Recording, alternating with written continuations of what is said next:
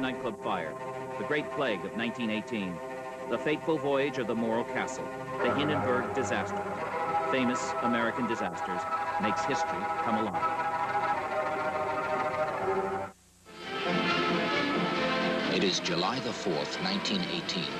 An immense parade unwinds for 12 hours down the length of New York's Fifth Avenue. Amid the flags and the cheering, no one imagines that New Yorkers will soon be hiding in their homes as an invisible, silent killer marches across the city, leaving thousands dead in its path. No one will escape, rich or poor, strong or weak.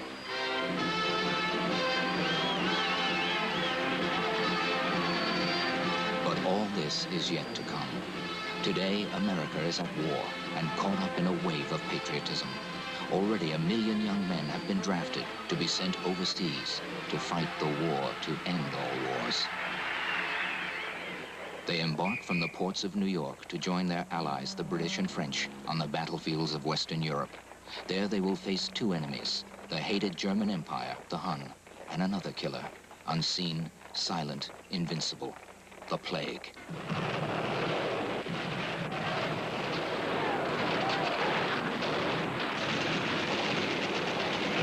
The First World War, the most terrible war ever fought. Here, our story begins. For 4 years now, the battles have raged. Before the end comes, 10 million will die. And yet, incredibly, twice that number will die worldwide from the disease that is beginning in these trenches. It is here, now, among the dead and dying. It will prove to be more awful than all the guns and bombs of war. No one knows how it started, how it arose. Perhaps it lay dormant among the mules and horses of war. Then it passed from animals to man, where it becomes a disease with a common name, influenza. But in the stinking trenches, as it takes hold among men weakened by bad food and exhaustion, it will become the most virulent form of influenza ever encountered by man. Silently, amid the horrors of war, it becomes a plague, the worst the modern world has ever known.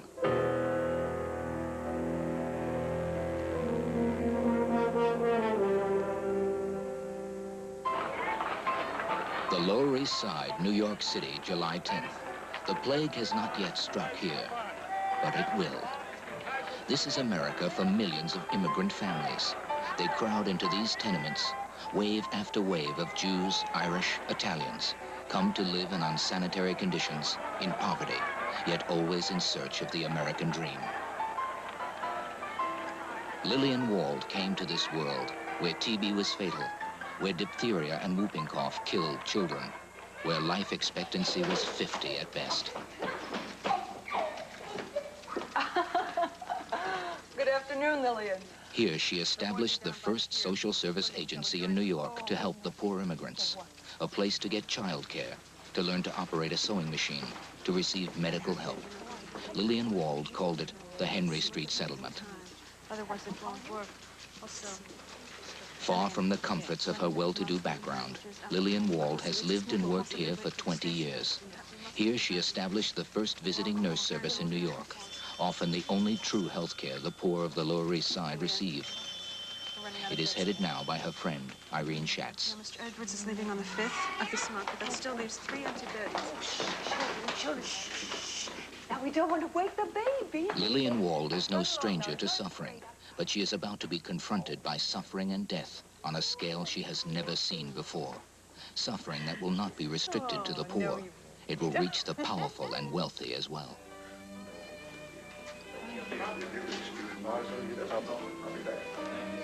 It is the evening of July 10th, 1918.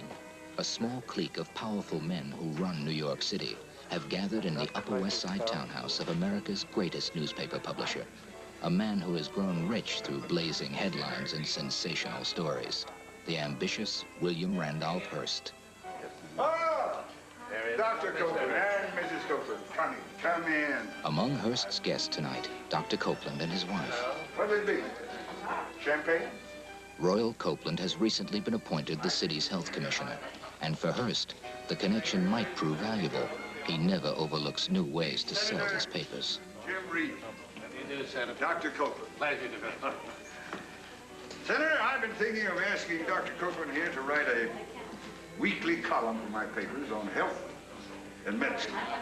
It would be a first, reading about other... In the months ahead, Copeland will tread warily between the demands of Hearst and the press and his responsibility as New York City's health commissioner.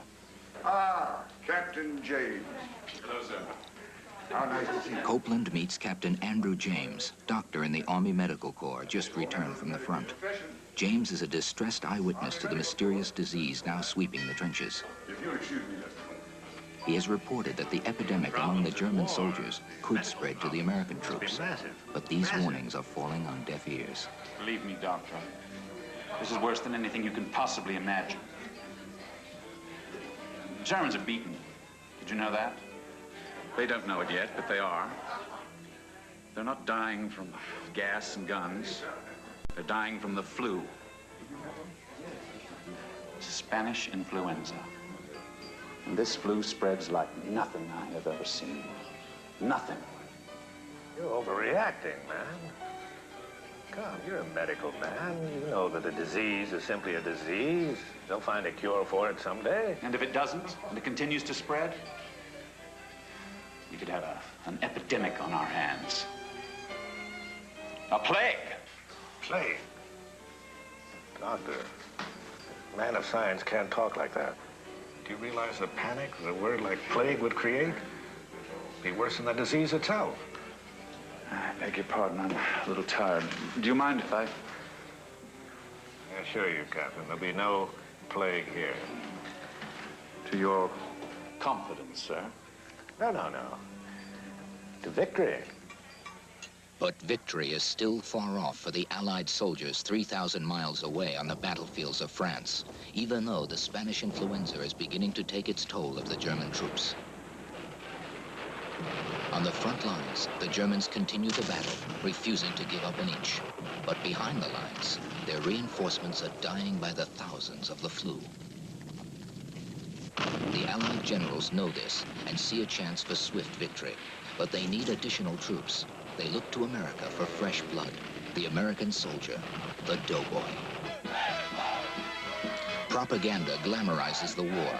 Our young men train eagerly, confident of victory over the brutal Hun, dreaming of the glory and honor to be won over there. From New York, they embark for Europe, while America cheers them on. The city sends thousands of its own sons, many of them immigrants from the Lower East Side. Giorgio Andrade, 18 years old, is one of them. He has volunteered to fight for his new country. On leave after 4 months basic training, his farewell is a painful one. His ship sails for France from Pier 45 at 3 p.m. Figlio mio, mi mancherai. 5 years ago, Giorgio's father died, leaving him the breadwinner. Now, like thousands of others, he must depart, leaving his brothers Carlo and little Anthony and his mother to fend for themselves.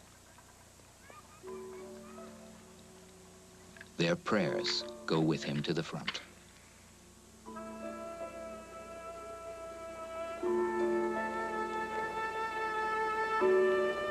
Giorgio has read the headlines, the glorious battles, the gallant sacrifices of our men and allies. But what he finds there is not reported in the American newspapers. It is the horror of trench warfare, the filth, the shell shock, the weariness, and something else. Armies weakened by a strange disease, men dying, not in battle, but from something called Spanish influenza. No longer a disease restricted to the German armies, the British and French wounded begin to carry the influenza virus back from the front lines. Then, from the soldiers, it begins to reach out to the homes of civilians. American military medics find cases among French farmers and offer help as best they can. But the epidemic cannot be stopped. Carried by troop trains and refugees, it moves with incredible speed throughout Europe, breaking out in one country after another. In Germany, for the civilians, it is a new horror piled on the horrors of war. The Germans have no food, no fuel, no medicine. Malnourished women and children are dying. No space to dig graves, no wood for the coffins.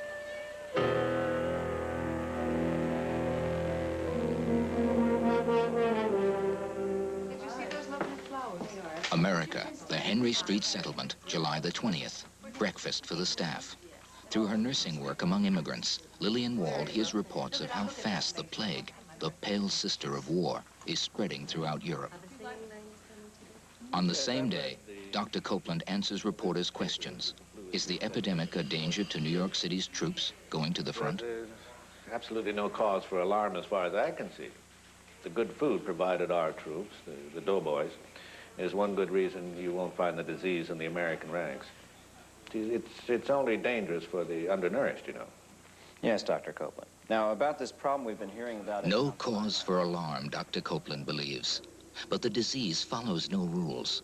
Already, German prisoners of war have carried the deadly virus into Allied camps like this one. The crowded conditions here provide breeding ground for the growing epidemic. The disease knows no nationality. As the Allies tend the wounded prisoners, it passes from one soldier to the next. Like a flame upon dry kindling, it catches among the new American arrivals and sweeps like brush fire through American encampments. Before the end of this summer of 1918, more American soldiers will die from the flu than from all the guns of the enemy. With a swiftness that baffles doctors, Army hospitals overflow. Beds are scarce and flu patients forced outdoors. The usual medical treatments are completely ineffective. The disease only grows in strength. No mere epidemic. It can only be called a plague. Among the sick, a young soldier who arrived from New York 11 days before. He came to fight the Hun, but never made it to the front lines. His name, Giorgio Andrati. Pulse is erratic. What's this man's name? Private Giorgio Andrade. First comes the fever, the racking cough, then the lungs fill, cutting off the breath of life. We've got to make him cough. We've got to drain his The throat. onslaught of the plague claims one American boy after another. But the growing number of victims from influenza are lost amid the general statistics of war dead.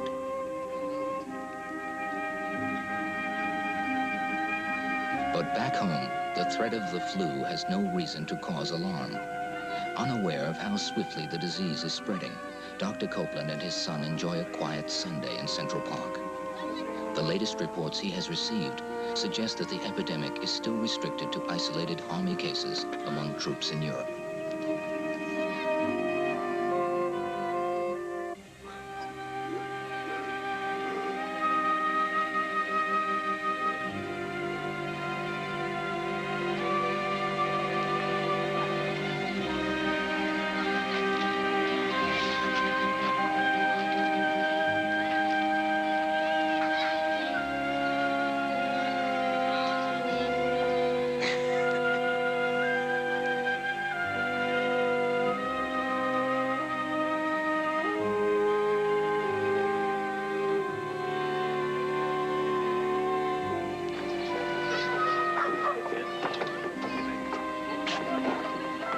Captain. On our way. Sail across the sea.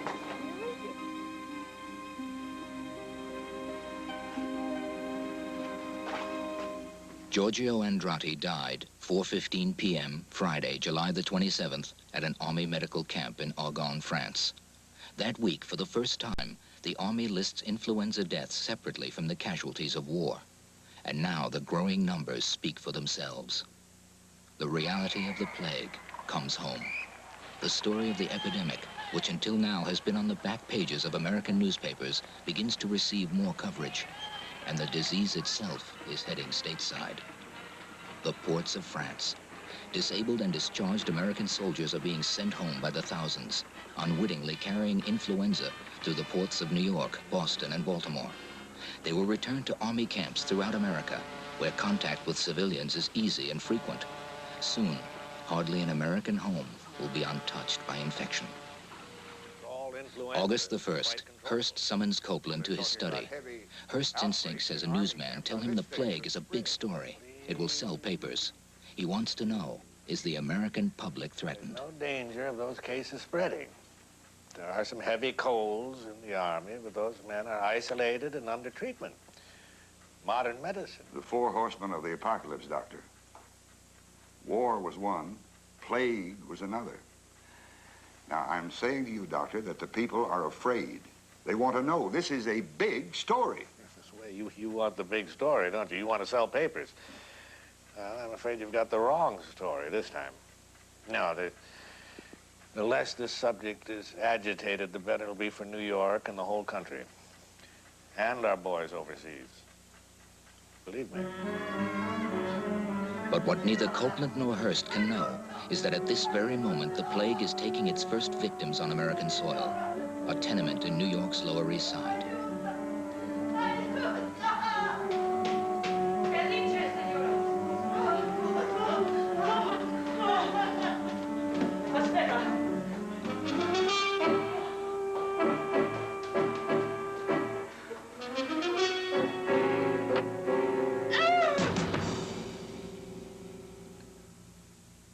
Soon the death toll mounts, and a terrible suspicion begins to dawn on those who care for the sick. That makes 50 in this week alone. And did you know that there are 3 separate families at 456 Mulberry Street, all who have come down with the flu? One of the fathers has already died. All in the same tenement. Seems to spread like wildfire. One person gets it, then the whole family gets it, then the whole building.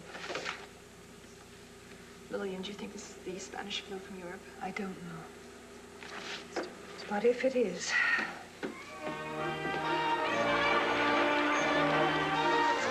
Few see what Lillian has seen. The summer wears on like any summer. In the sweltering heat of August, New Yorkers flock by the thousands to Coney Island. Americans feel confident that the plague, like the war, will remain in Europe.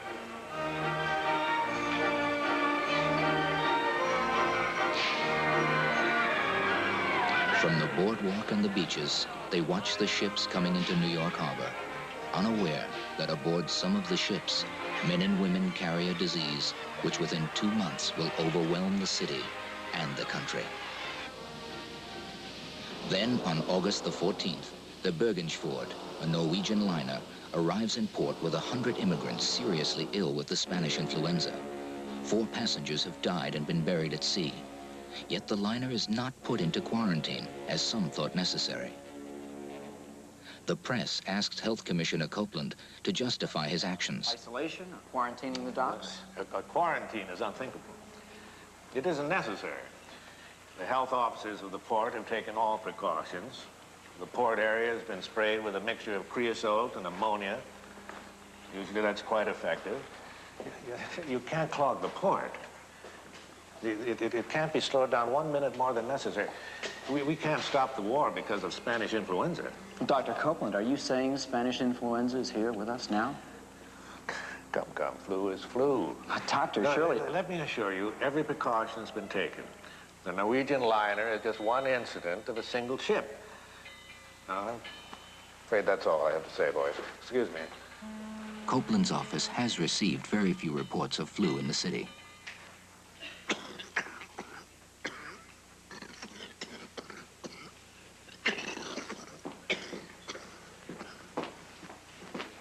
This is the last of the blankets. We have to get 2 more beds over there. But at the Henry Street settlement 1 week later, Lillian Wald is swamped with new cases, sick and dying. Lillian and her staff know the flu is becoming an epidemic and have turned the entire house into a makeshift hospital. Bed over there, by the windows. Will you make... The Henry Street settlement is short of supplies, medicines, and most of all, nurses. Lillian, what are we to do with Ms. you? Schatz and her visiting nurses do their best, but they are few. Many nurses who might have helped here have volunteered for the battlefields of France. If ever there was a time Lillian Wald was opposed to the war, it is now more than ever. Without linens, drugs, trained people, her determination will be of little use. She needs help, or more will die as the epidemic spreads.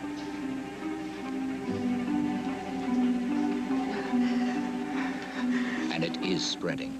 Mrs. Andrade, having already lost her son Giorgio to the flu, falls sick herself. Mama, get the cucciarare. Yes, Dr. Moore, I'll be there when they September the 18th, public alarm over the flu is mounting. Dr. Copeland still hopes the new disease can be contained. What he fears most is panic.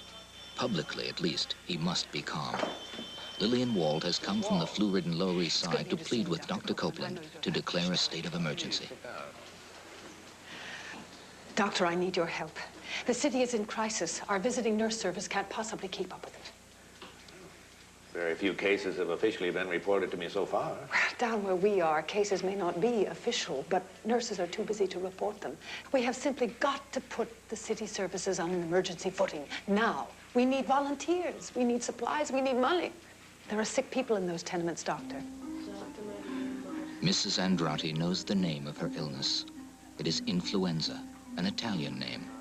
The influence, a mysterious spirit, a sickness without cause or cure. You have flu in your own neighborhood, Dr. Copeland, on Central Park West. Just what would you have me do? Well, there are so many nurses in New York now, Army nurses waiting to be sent to France. They're doing nothing. They should stay here. Well, I can't commandeer Army personnel, government property. Besides, how would it look to interfere with the war effort because of a few bad cases of flu? A few cases? There's a war going on, Miss Wald. A world struggle. Your views on that are well known. I don't share them. I'm sorry, Miss Wall, but I'm late for a meeting. Can I have my driver drop you at Henry Street? No. No, thank you, Doctor. Dr. Copeland, I know there's a war going on, but there's a war going on here, too. A war against death, and we are not prepared for it. And when it comes to 1,000 cases a week... It won't. It can't. Do I have your promise on that, Doctor? Of course. Good day, Miss Wall. It won't, it can't, but it does. With terrible swiftness, the plague claims its victims.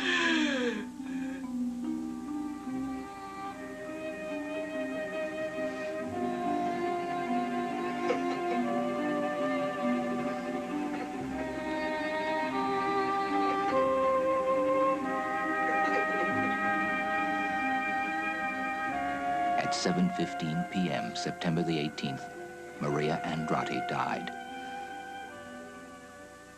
September the 23rd, Bellevue Hospital. 1,000 influenza victims have now been admitted to New York hospitals. Dr. Copeland can no longer ignore the evidence. Lillian Wald's predictions have come true.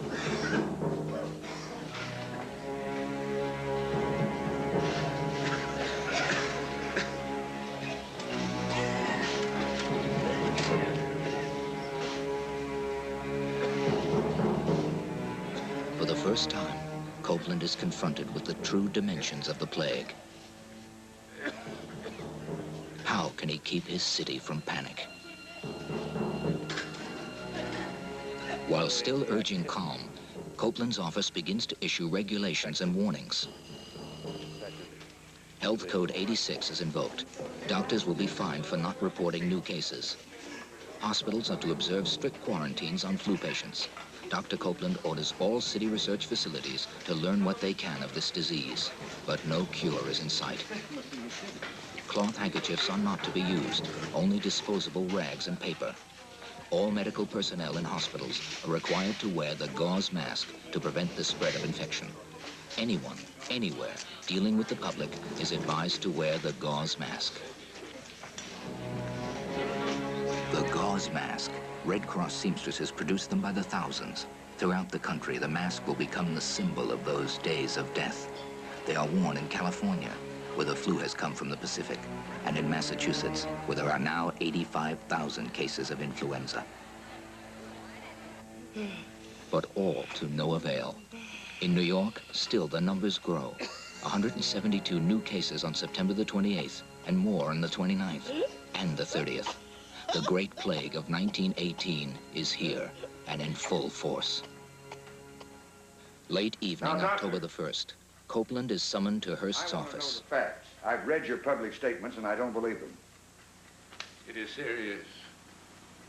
It's like nothing I've ever seen. Just imagine the headline. Hearst has been taken in by Dr. Copeland's icy calm.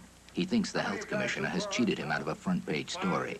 Hearst wants the next day's headlines to read, "Plague sweeps the nation." Please, Mr. Hearst, you realize what you're saying? You'll spread panic. People are already afraid enough. An editorial. The school should be closed. The city should be shut up. So that infected people can't come here from other places. Are you suggesting we close the city the way they did in medieval plagues? Maybe we ought to go out and start ringing the church bells, drive out the disease. Wonderful. Close the schools, send the children home to infected tenements, away from school nurses, school lunches. It's a fine idea. Let them play in filthy gutters and swim in the polluted East River. Well, what would you suggest we do, Doctor?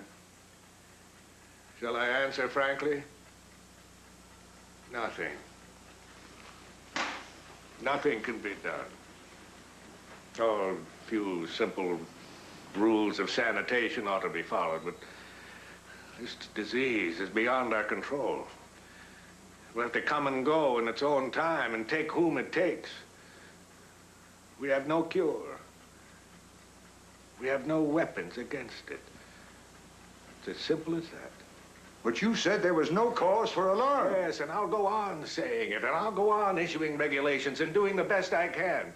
And if we can convince people not to panic, to keep clean and behave sensibly, then perhaps a few less will die. A few. That's all. All right. If that's all there is, that's all. That's enough. If information is all we can give them, then information is what they'll get. Central, give me the managing editor. People may not like me, Doctor, but by God, they read my papers. Yes, Hearst, I've got the health commissioner here with me. I want to put him on. Starting tomorrow, we're issuing influenza bulletins in all our papers. No scary headlines, just the real story. What to do, what not to do to keep healthy. Write that down. All yours, Doctor.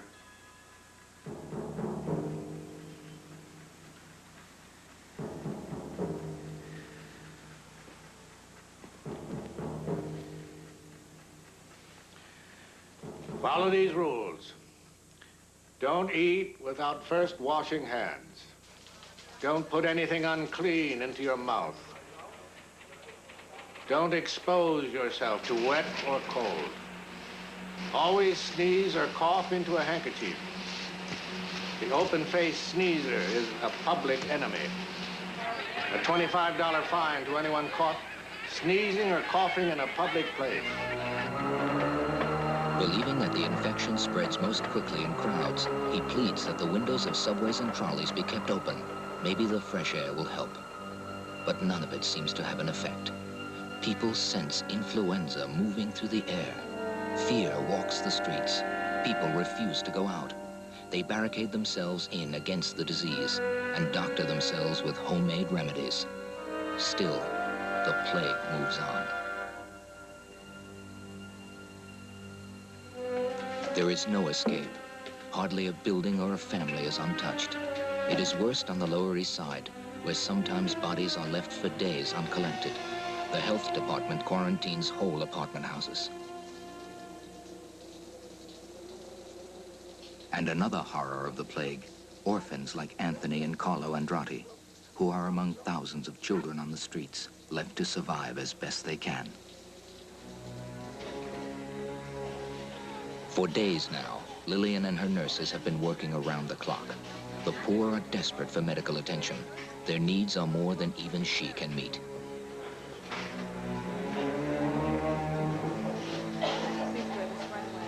Her makeshift infirmary is filled to overflowing. Lillian knows there is little she or her nurses can do. Try to keep the fever down, help relieve the pain of congested lungs with hot compresses. Pray that maybe this patient will be one of the fortunate ones to recover. But most of all, provide comfort for the dying. As October wears on, the disease seems to be getting not weaker, but stronger. It becomes more virulent. Doctors are seeing new, more horrifying complications. Hemorrhaging, loss of muscle control, even total lung collapse. The death rate among those who catch it also begins a staggering climb, from 10% to 25%. Now, 1 in 4 will die. Yes, I'm coming. What is it? What is it?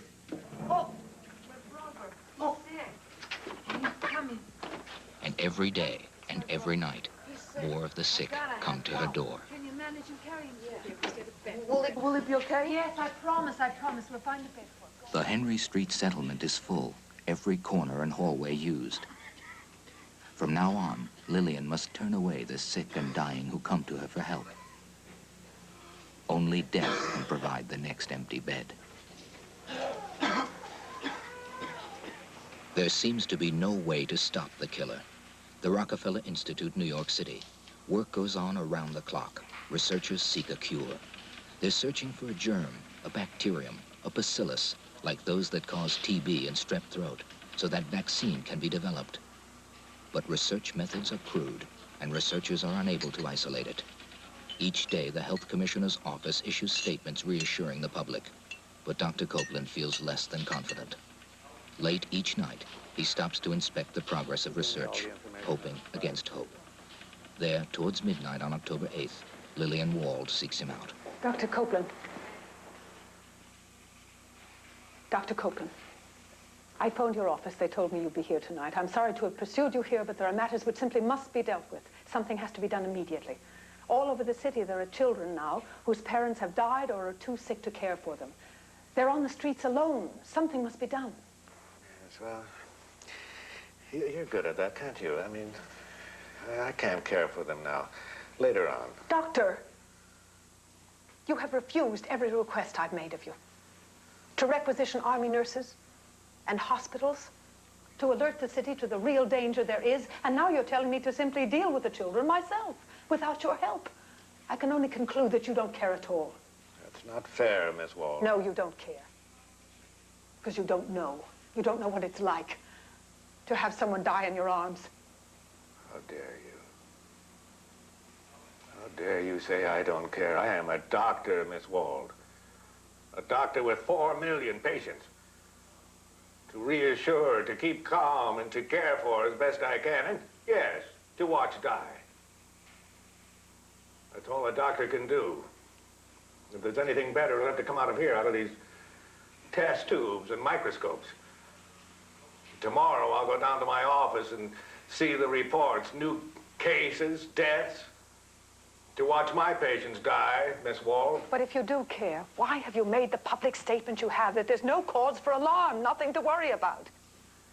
You have obviously not understood anything I've tried to do. My job as City Health Commissioner is to stop this city from going mad. Let them know there's no cure and you will have panic in the streets. I must never let them know how truly serious this epidemic is.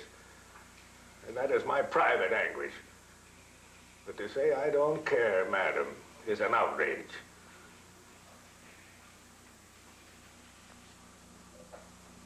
Of course, I haven't done enough. I've only done all I could. All I could. I'm sorry, Doctor. There's only one enemy. Flu. We're doing the best we can. If we do it together, we can do it better. We're allies, aren't we?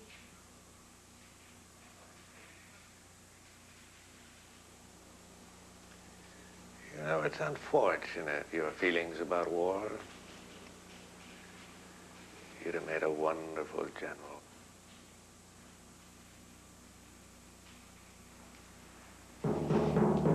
At the height of the plague's fury, Lillian Wald and Dr. Royal Copeland have finally joined forces against a common enemy, the worst epidemic mankind has ever known. But still, the death toll mounts. In this terrible October of 1918, 195,000 deaths in America alone. And in New York, a mirror of the country, 3,500 deaths, 10 times as many as last month. Normal nursing procedures break down. Hospitals are overwhelmed.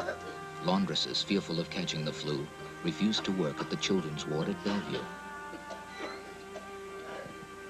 Children who catch it have the greatest chance to recover. But their mothers and fathers, young men and women in their prime of life, are the ones the plague chooses to take for its own. And on one dreadful night, October 30th, the plague comes to Dr. Copeland's home. Daddy? Daddy? Daddy?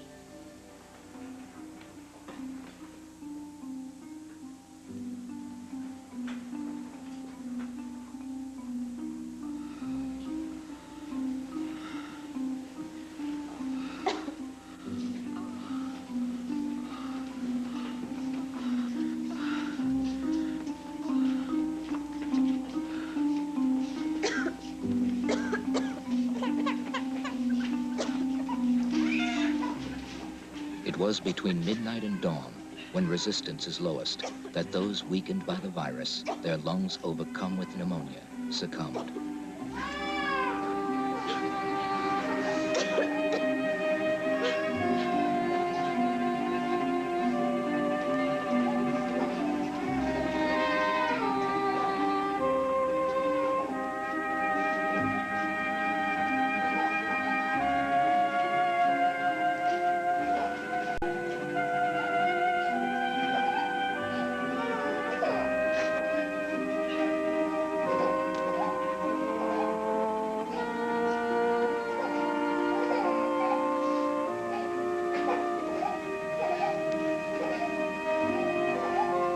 Losses became too numerous to grasp, grief too great to bear.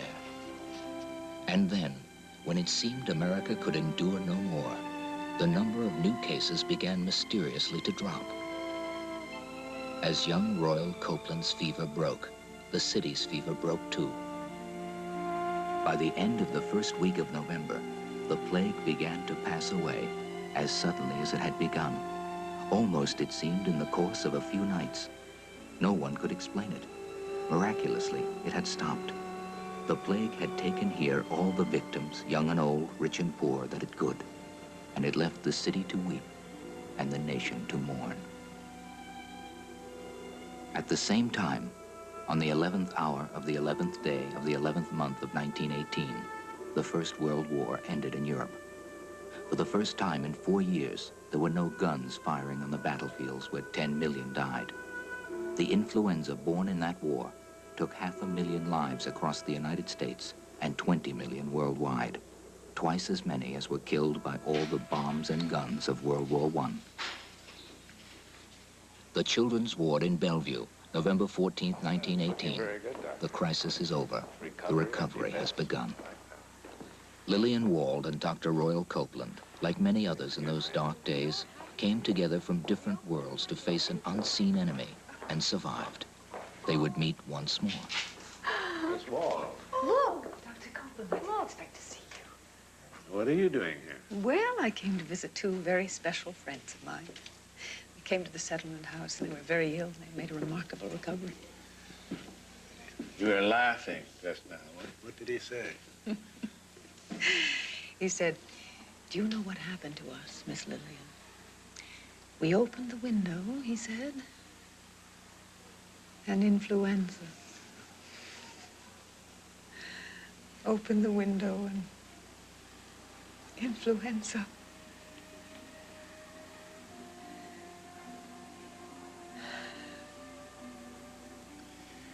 I want to thank you, Miss Wald, for all your help. You're welcome, Doctor. It's my pleasure.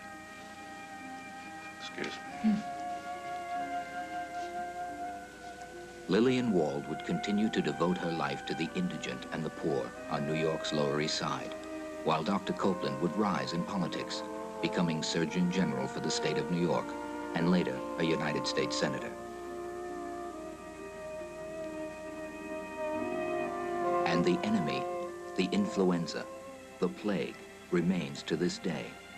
A virus, evolving, changing, waiting.